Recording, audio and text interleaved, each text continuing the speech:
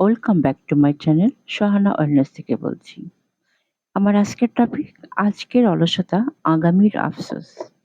আমরা অনেক সময় ভাবি আজ না হয় একটু বিশ্রাম নিই, কাল থেকে কাজ শুরু করব। কিন্তু এই কাল অনেক সময় আর আসে না।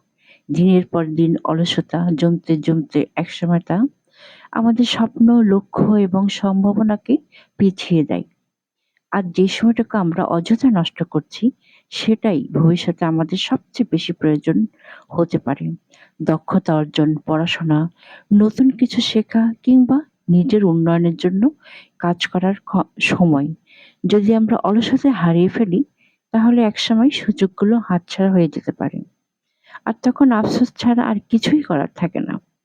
মনে রাখতে হবে, সফলতা একদিনে আসে না।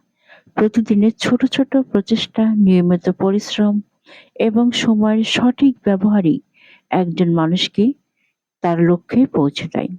তাই অলসতাকে নয়, গুরুত্ব দিন নিজের উন্নয়নকে। আজকের একটি উৎপাদনশীল দিন আপনার আগামীকে আরো সুন্দর ও নিরাপদ করতে পারে। তাই সময়কে মূল্য দিন, নিজের দক্ষতা বাড়ান এবং স্বপ্নের দিকে এক ধাপ করে এগিয়ে যান। সুস্থ শরীরের পাশাপাশি কর্ম ও ইতিবাচক মানসিকতাও একটি সফল জীবনের গুরুত্বপূর্ণ ভিত্তি। নিজের যত্ন নিন, সময়ের মূল্য বুঝুন এবং গড়ে তুলুন একটি সুন্দর আগামী। Bangladeshi blogger Sohana wellness. Thanks for watching.